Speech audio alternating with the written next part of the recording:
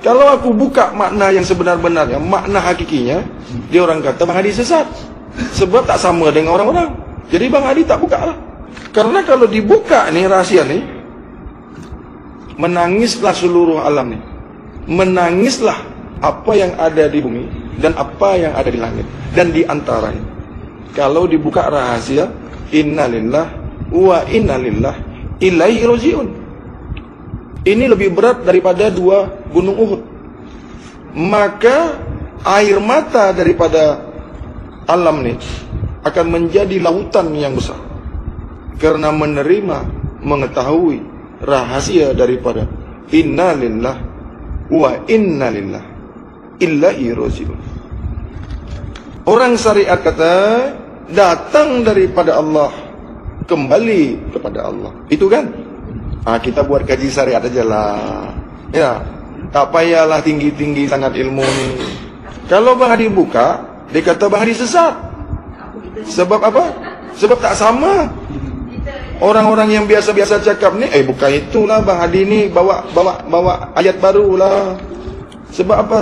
Dia orang tak sama dengan kita lah. Jadi mana yang betul? Datang daripada Allah, kembali kepada Allah, kata dia. Sekarang Bang Hadi ikut orang lah. Bang Hadi yang mengalah.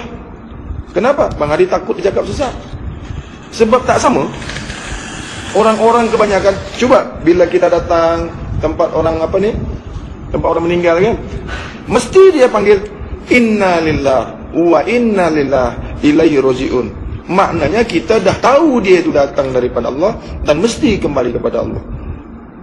Dah garantilah itu balik kepada Allah lah tu. Kalau ada orang meninggal, orang habis jatuh hukum kepadanya. Habis sudah masanya, datang sudah ajalnya, habis sudah umurnya, jatuh hukum Allah kepadanya.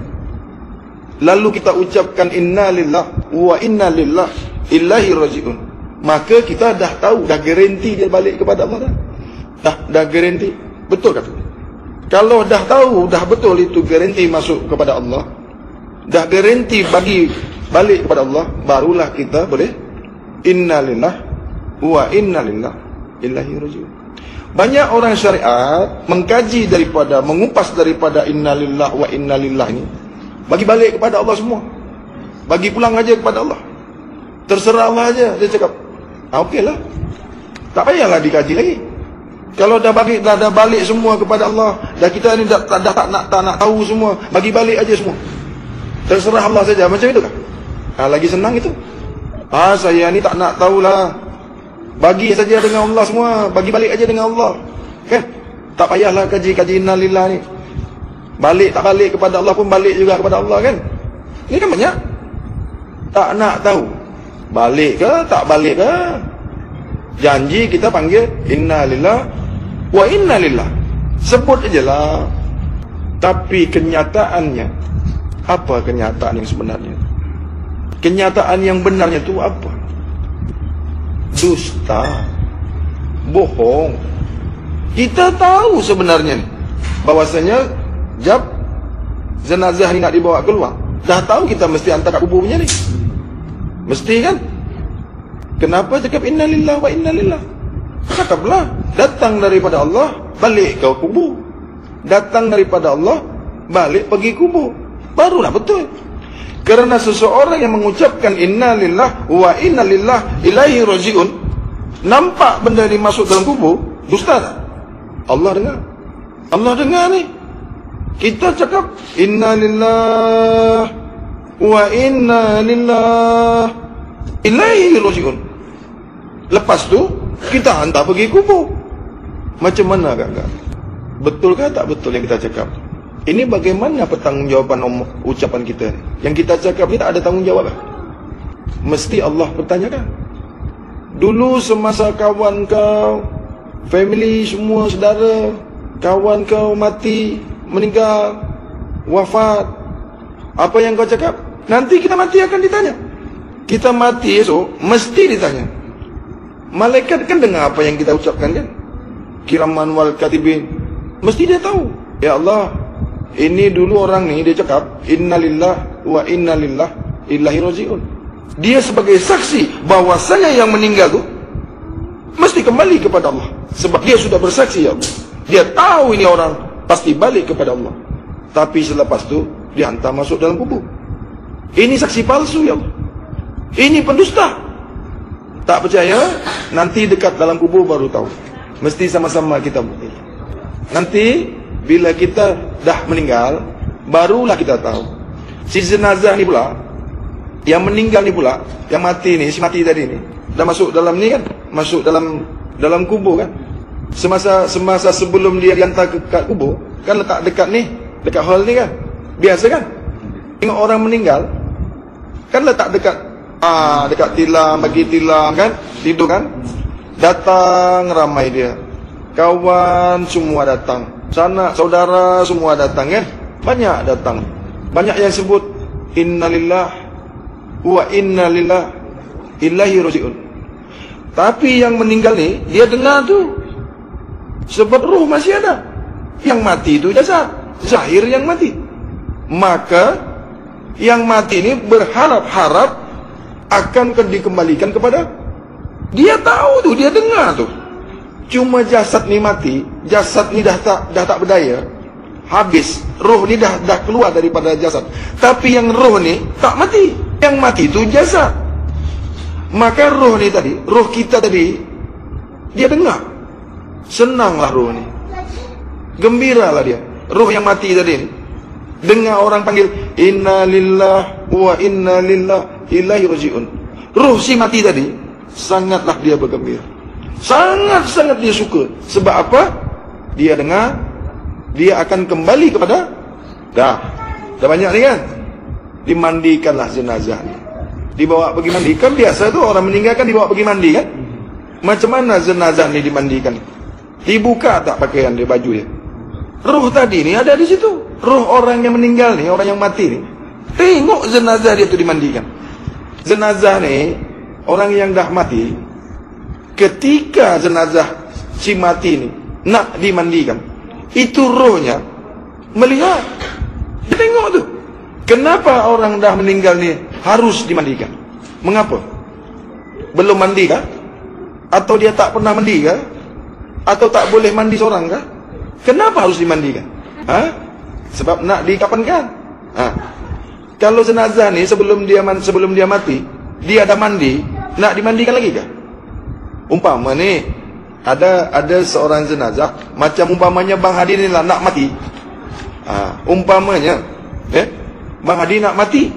Contohnya ni, Bang Hadi esok nak mati. Contoh. Bagi contoh Bang Hadi lah, esok umpamanya, ya Allah, esok aku ni nak mati. Bang Hadi ni esok nak mati.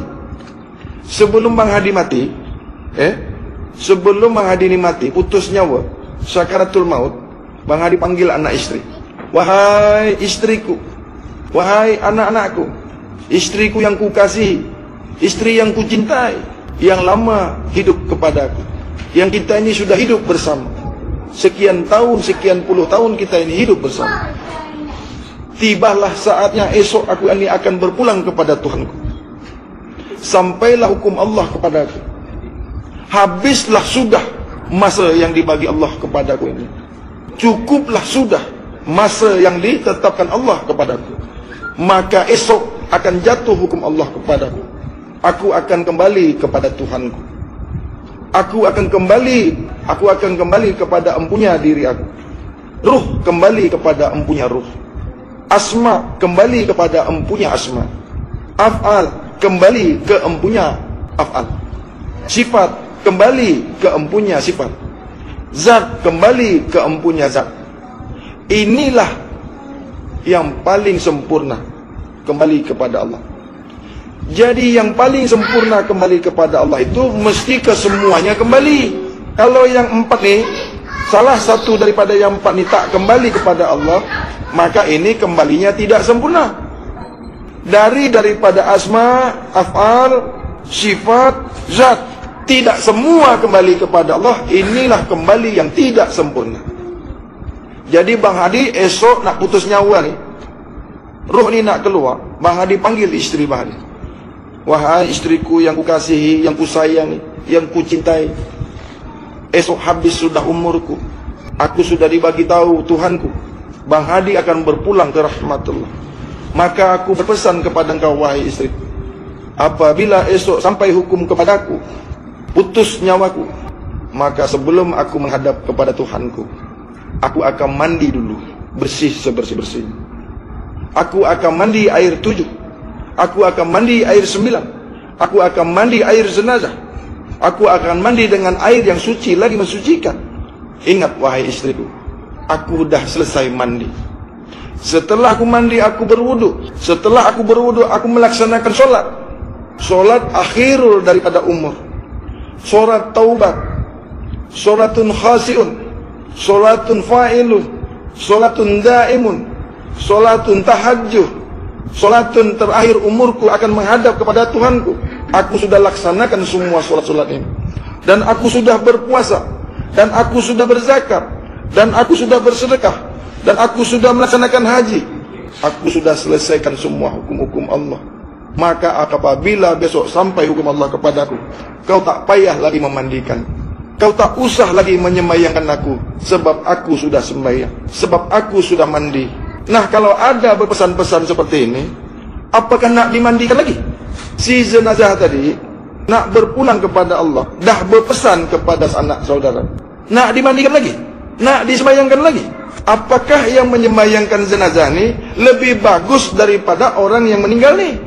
Apakah solat orang yang mensolatkan jenazah ini dah pasti lebih bagus daripada orang yang meninggal? Dah pasti. Sudah pastikah khusyuk orang yang menyembayangkan si jenazah ini? Sudah pastikah bagus sembahyang orang yang menyembayangkan jenazah ini daripada orang yang meninggal ini? Apakah lebih bagus amal yang menyembayangkan jenazah ini daripada orang yang dimandikan, yang disembayangkan ini? Mana? Dah pasti kah? Kenapa kau menyembayangkan jenazah ini? Dah lebihkah ilmu kamu? Dah pastikah kau menyembayangkan ini? Dah baguskah sembahyang kamu? Sembahyang kamu saja masih belum khusyuk. Sembahyang kamu saja masih mengingat-ingat yang lain. Sembahyang kamu saja masih berterabur nak menyembayangkan orang. Jadi kalau sudah mandi, dah bersih dia, dah mandi air 9, dah mandi air 7, dah mandi hadas, dah mandi taubat, yang mandikan ni pula tak paham mandi air 7, tak paham mandi air 9, tak paham mandi taubat, tak paham mandi hadas, nak memandikan jenazah yang dah tahu semuanya. Malu tak? Malu tak si tukang mandikan jenazah ni tadi? Nak saja-saja nak memandikan jenazah. Yang kau sendiri tak paham air 9, yang kau tak paham air 7, yang kau tak paham air suci lagi mensucikan, yang tak paham mandi taubat, yang tak paham mandi suci, yang tak paham mandi hadas. Kenapa kau berani mandikan jenazah ini? Itu makanya Bang Hadi, apabila esok Bang Hadi wafat, Bang Hadi meninggal, nak mati, Bang Hadi berpesan kepada istri, wahai istriku, sesungguhnya apabila sampai hukum kepada aku akan mandi terdahulu, karena aku menghadap yang maha suci.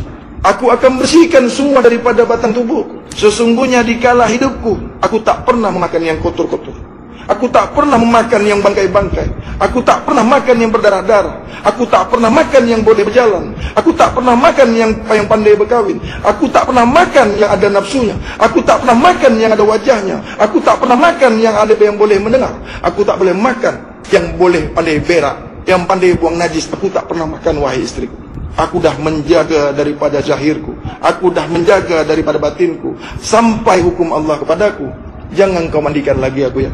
Sebab kau mandikan aku, belum tentu kau mandikan aku sebersih dengan aku yang aku mandi sendiri. Lebih bersih aku mandi sendiri daripada engkau mandikan. Jenazah yang paham tentang mandi, si tukang mandi jenazah tak paham apa yang jenazah ni paham.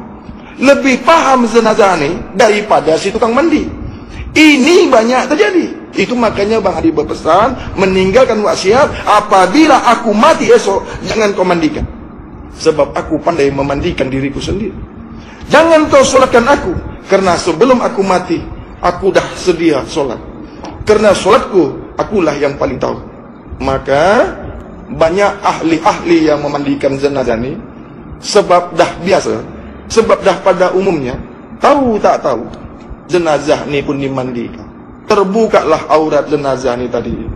Terlihatlah aurat jenazah tadi ini. Bagaimana kita ni yang terdedah aurat kita ni? Lagi hidup saja terbuka aurat kita. Malu kita ni. Lagi kita dah mati, ruh kita nampak, jasad kita dimandikan, auro kita nih. Tapi karena yang menyelenggarakan jenazah nih, yang melaksanakan fardu ain tak paham, saja nak memandikan jenazah. Habis itu pula disemayangkan. Jenazah yang dimandikan ini jenazah budak-budak. Jenazah yang dimandikan, mayat yang dimandikan nih, mayat yang belum pandai mandi. Kalau udah pandai mandi nak dimandikan juga. Dah tua-tua nih tak pandai mandi. Dah tua-tua tak pandai sembahyang. Jenazah yang disembayangkan tuh jenazah budak-budak. Sebab dia belum pandai sembahyang.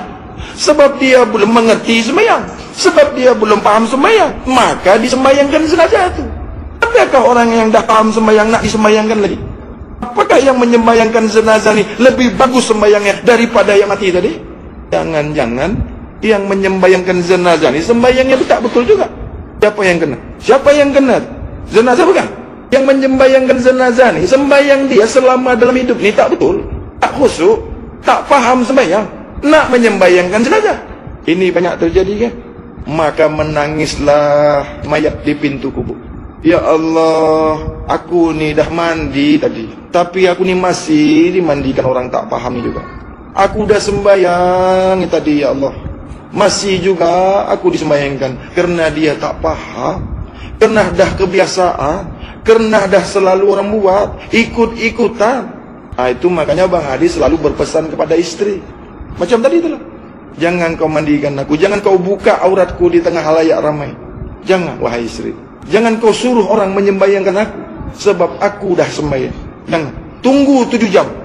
Apabila jenazahku tidak diterima Tuhanku, apabila zahirku tidak kembali kepada empunya zahirku, apabila jasadku tidak kembali kepada si pemilik jasadku, maka kuburlah aku. Tunggu 7 jam. Tapi apabila Tuhanku menerimaku, apabila Tuhanku menerima kedatanganku, kau tak payah gali kubur lagi. Tak payah. Sebab aku tahu daripada mana aku datang, dan aku tahu kemana aku akan pergi. Sebab makna daripada innalillah wa innalillah aku sudah memahaminya, maka aku akan kembali kepada Tuhanku. Tanpa kau sembayangkan aku pun, aku sudah tahu sembayang. Tanpa kau mandikan aku pun, aku dah lebih tahu daripada kau memandikan aku. Sesungguhnya lebih bersih kita mandi sendiri daripada kita dimandikan orang. Lebih bersih kita, lebih khusyuk kita sembahyang sendiri daripada orang yang menyembayangkan kita. Jadi berpulanglah ya. Kalau agak-agak kita ni dah paham sembahyang, tak payah disembayangkan lagi.